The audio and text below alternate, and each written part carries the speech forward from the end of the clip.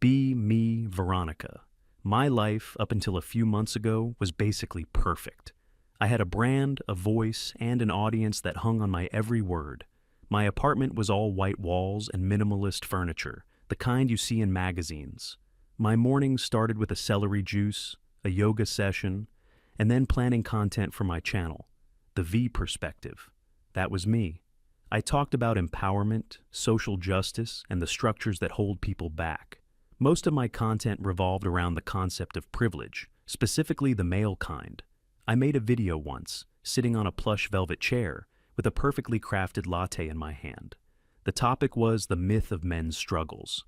I explained very calmly that what men often call hardship is just the baseline difficulty of adult life. The pressure to provide, that's just having a job. The loneliness, a failure to build emotional connections. I said that life for the average man was like playing a video game on the easiest setting and still complaining about the tutorial level. The video did numbers, huge numbers. My followers loved it. The comments were full of fire emojis and, "Yas queen, speak your truth." But a different crowd found it too. The backlash was intense. Thousands of comments from men. They were angry. They talked about their fathers, their grandfathers. They mentioned working jobs that broke their bodies, coming home too tired to speak, doing it all over again the next day. They said I didn't know anything about a man's life. They called me a pampered princess living in an ivory tower. I laughed it off at first. Just a bunch of angry guys who couldn't handle the truth. My boyfriend Ezra read some of the comments over my shoulder. He told me not to worry about them, that they were just exhibiting their toxic fragility. He called my video brave and necessary. But the comments kept coming, and one theme kept repeating, "You wouldn't last one day in our shoes." An idea sparked in my head. Not an idea born of empathy, but one born of arrogance and a craving for content. What if I did? What if I took their little challenge and threw it back in their faces? I could document the whole thing, a social experiment.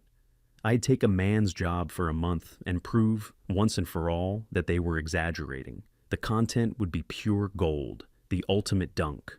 I announced it in a live stream that evening. I sat there in my perfectly lit studio and laid out the plan.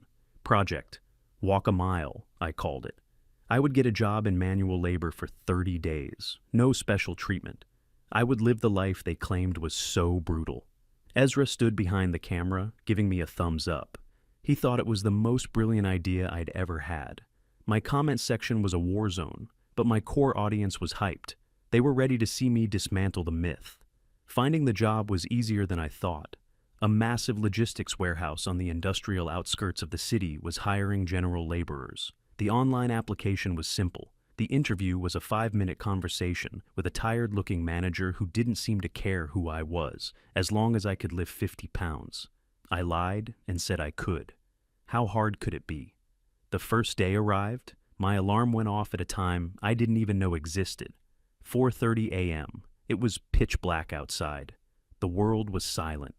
I put on the brand new work clothes I'd bought, stiff jeans, a plain t-shirt, and a pair of steel-toed boots that felt like cinder blocks on my feet.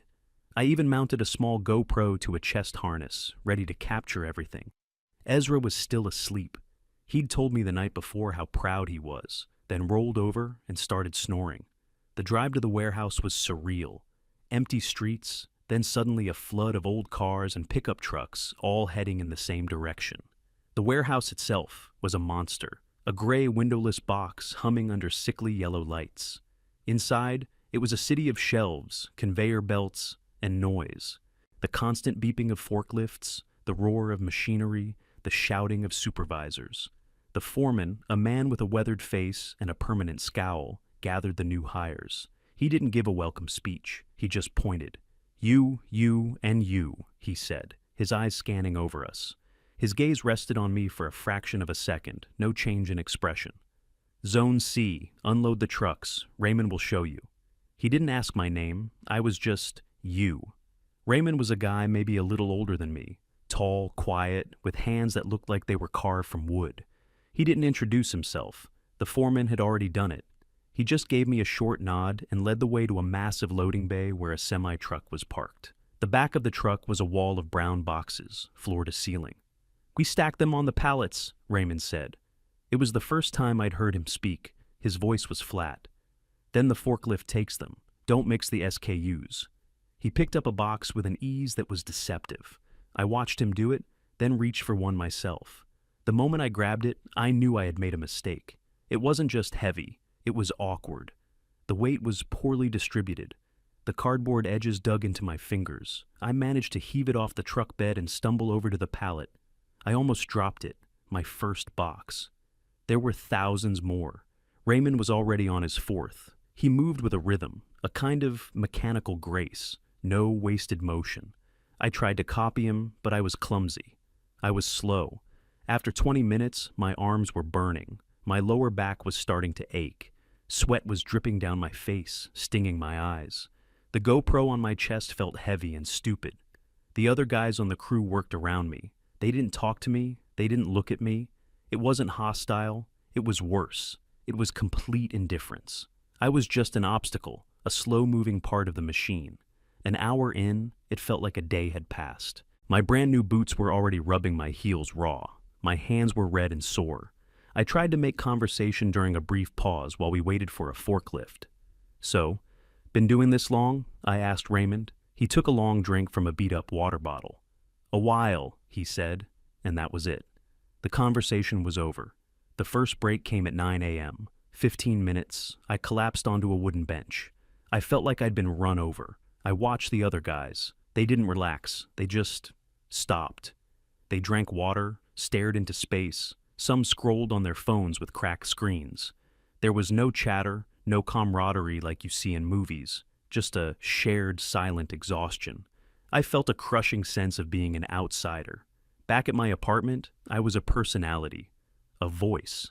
Here, I was just a pair of hands, and not very good ones at that. The rest of the day was a blur of pain, lifting, twisting, stacking. The same motion, over and over. The noise was relentless. The air was thick with dust. By the time the final horn blew, I could barely walk. My entire body was a single, throbbing ache. I drove home in a daze. I didn't even have the energy to listen to a podcast. I stumbled into my apartment. It was so clean, so quiet. It felt like a different planet. Ezra greeted me at the door with a huge smile. "You did it! How was it? Did you get some good footage of the toxic masculinity?" I just shook my head and shuffled past him to the couch, where I collapsed. I couldn't even form a sentence. He brought me a glass of water. "You look exhausted. That's so authentic. Your audience is going to eat this up." He started talking about engagement metrics and potential brand deals. I just lay there, my eyes closed, listening to the sound of his voice, as if it were coming from a million miles away.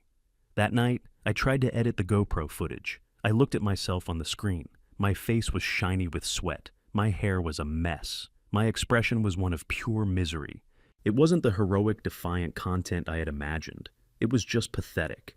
I managed to cut together a 1-minute clip, set it to some empowering music, and posted it with a caption about Day 1 of dismantling the patriarchy from the inside. The likes poured in, but it felt like a lie. Waking up on day 2 was harder than day 1. Every muscle in my body screamed in protest. I had blisters on my hands and my feet. I almost called in sick, but I thought of the comments, of the smug satisfaction they would feel. So I swallowed a handful of painkillers and dragged myself out of bed.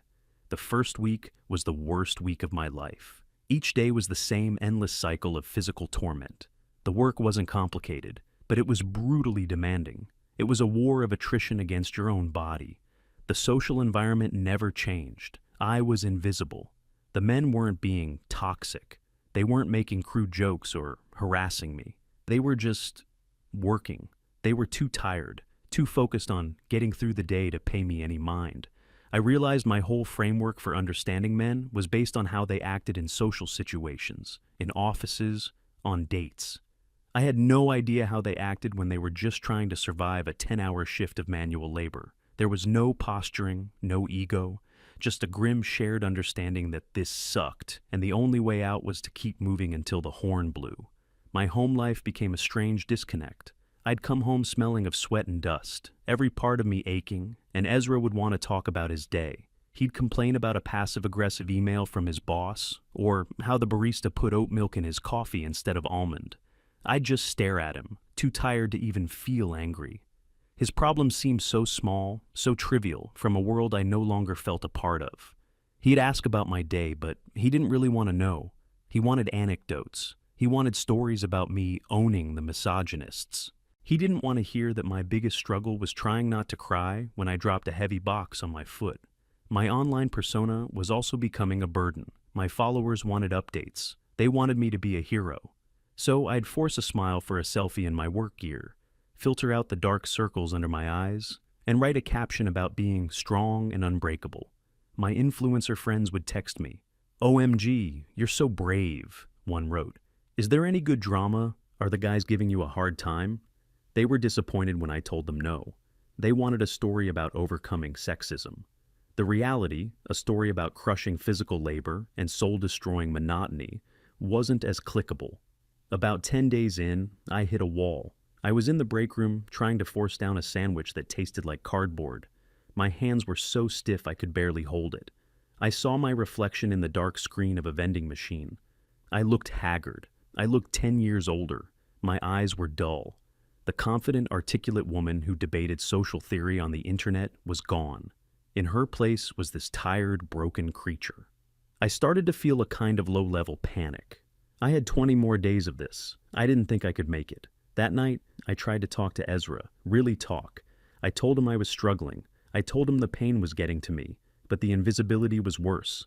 I told him I felt more alone in a warehouse full of people than I ever had in my life. He listened, or pretended to. He nodded in all the right places. Then he put his arm around me.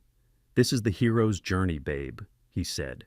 "Every great story has a low point. This is yours. This is the struggle that will make your final victory even sweeter. Think of the narrative arc." He wasn't comforting his girlfriend. He was storyboarding a viral video. I felt a coldness spread through my chest. The second week blurred into the third. My body started to adapt. Or maybe I just went numb. The sharp pains turned into a dull, constant ache that became my new normal. I learned the rhythm of the work. I learned how to lift with my legs, how to pace myself. I was still slow compared to Raymond and the others, but I wasn't a complete disaster anymore. They still didn't talk to me. My presence had been absorbed into the background noise of the warehouse. I was just another shadow moving among the shelves. I stopped filming content at work. The GoPro sat in my locker, untouched. I didn't have the energy, and I didn't have the heart. What was I going to film? Another shot of me looking miserable while stacking boxes? My social media posts became less frequent. I started using old photos. My audience started to notice. "Where's the warehouse content, V?" I told them I was deep in the experience and would share more later. It was a weak excuse. One afternoon, I was working near Raymond, loading a particularly heavy shipment. He was quiet as usual. We worked in silence for nearly an hour. Then, a pallet shifted unexpectedly. A stack of boxes started to tip over, right towards me. I froze. I just stared, my mind blank. In a flash, Raymond was there. He shoved me hard, pushing me out of the way.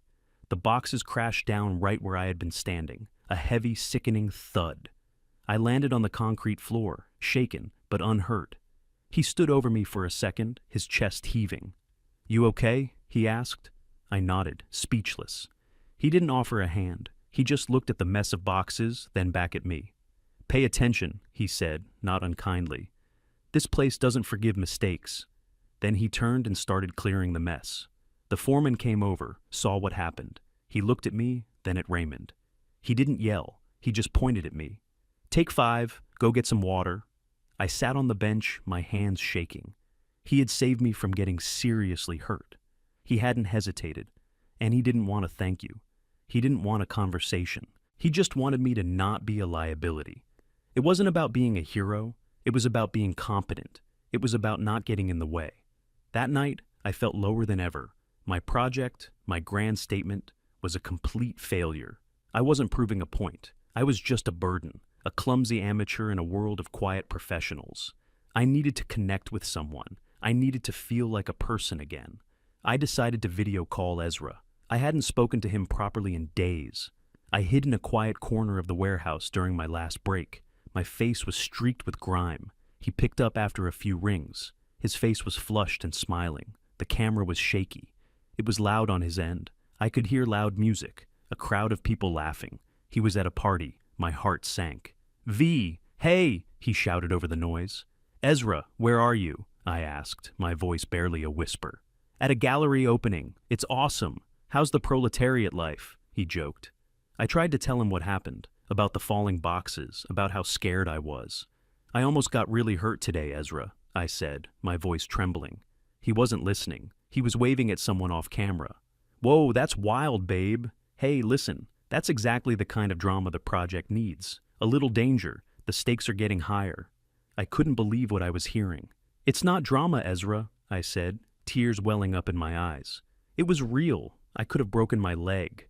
Yeah, for sure. Hey, I gotta run. My friend is introducing me to a curator. We'll talk tomorrow. Stay strong. Smash the patriarchy."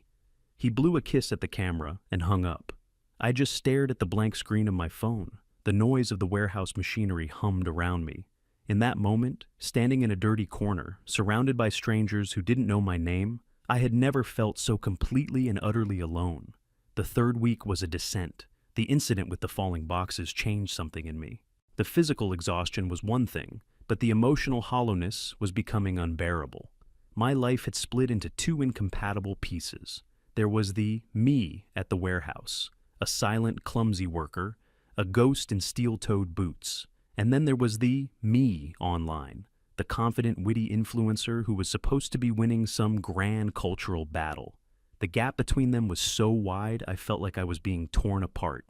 I stopped caring about the project. I stopped thinking about the content. My only goal was to survive each day. I'd wake up, go to work, move boxes, come home, collapse into bed. That was my entire existence.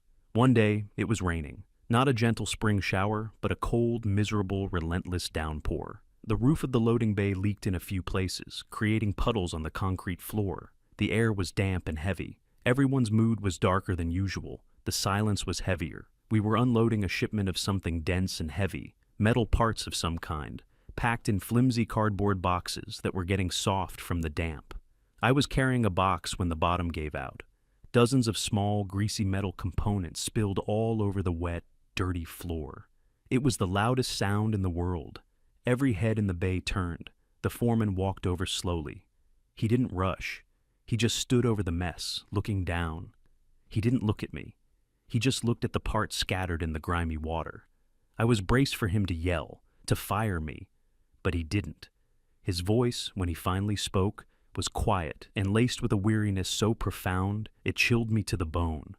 "Do you have any idea what a delay on this shipment costs?" he asked the floor. "Any idea at all?" He finally lifted his eyes to me. There was no anger in them, just a deep, profound disappointment. It was so much worse than anger. "Get a bucket, get a rag, pick up every single one, clean them, dry them. I want them all accounted for." He walked away without another word. So that's what I did. I got on my hands and knees in the cold puddle. The dirty water soaked through my jeans instantly.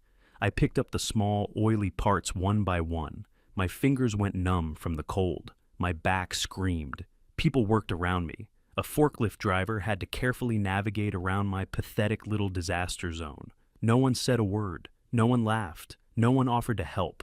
It was my mess, my responsibility. I was down there for what felt like an eternity, an hour, maybe more.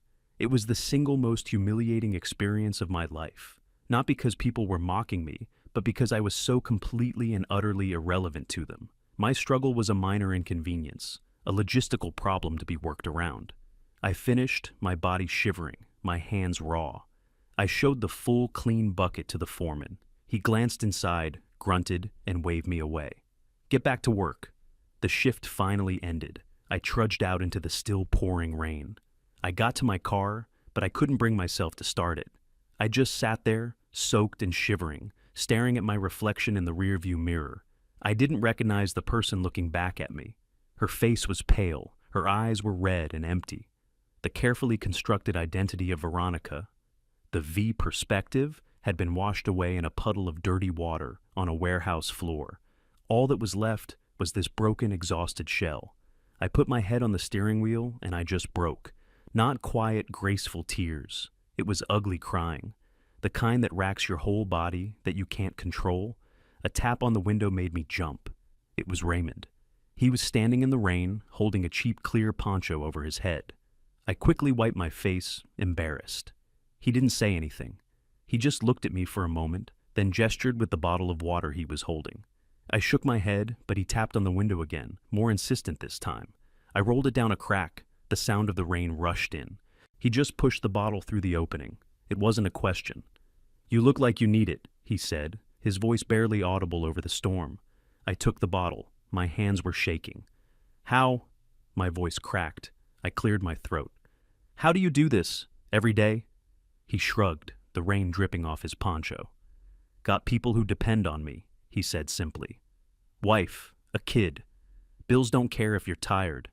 He looked out across the vast, bleak parking lot, at the stream of tired men getting into their old cars. "Nobody's coming to save us," he said, more to himself than to me. "Nobody really cares how hard this is. You just do it. You show up, you do the work, you go home, you get up and do it again. That's the deal." And that was it. That was the secret. There was no secret. There was no trick. There was no life hack. There was only the relentless, grinding reality. The raw, unfiltered truth of it hit me like a physical blow. I started crying again, not even trying to hide it. "It's not fair," I sobbed. "It's so brutal." I thought I had no idea. He didn't offer any words of comfort. He didn't say, "It's okay." He just stood there in the rain for another moment, a silent witness.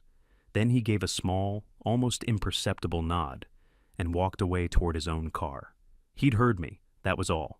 But in that moment, being heard by this quiet stranger meant more than all the likes and supportive comments I had ever received. I drove home on autopilot. When I walked into my apartment, Ezra was there. He had cooked dinner, or rather, he had ordered expensive takeout and put it on nice plates. Candles were lit. He was smiling. "Surprise," he said. "I thought you could use a pick-me-up. We're on the home stretch. Only one more week to go. Then we can start editing the documentary." He tried to hug me. I flinched away. I looked at him, really looked at him. At his soft hands, his designer t-shirt, his easy, unburdened smile. He lived in a different universe. He had no idea. He couldn't possibly understand.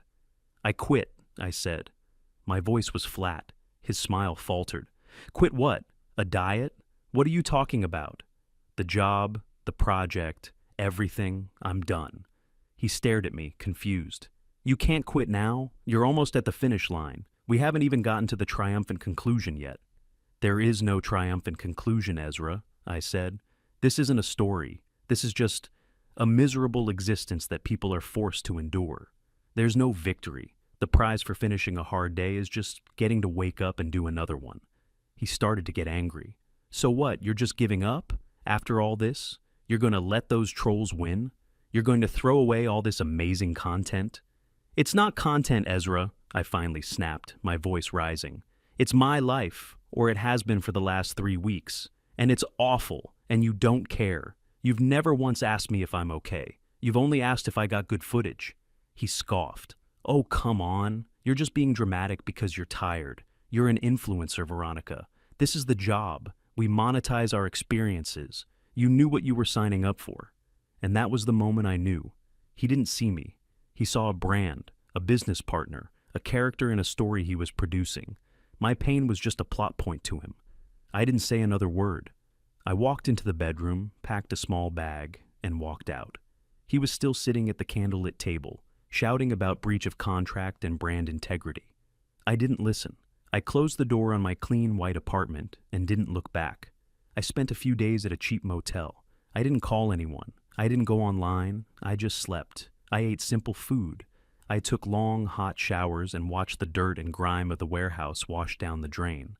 I needed to erase it from my skin, but I knew I would never erase it from my mind. I knew I had to make one final video, not for the brand, not for the likes, but for myself. I needed to close the loop. I didn't go back to my studio. I set up my phone on the cheap particle board dresser in the motel room. The lighting was terrible. The wall behind me was a depressing beige color. I didn't put on any makeup. I just wore a plain gray sweatshirt. I hit record. I looked into the lens, but I wasn't talking to my followers. I was talking to the men in the comments, to the guys at the warehouse, to Raymond. "Hi," I started. My voice was shaky. "I'm Veronica. A few weeks ago, I started a project to prove that the idea of male struggle was a myth." I took a deep breath. I was wrong. I was arrogant, and I was ignorant, and I was cruel. I sat in a comfortable room and passed judgment on lives I knew nothing about.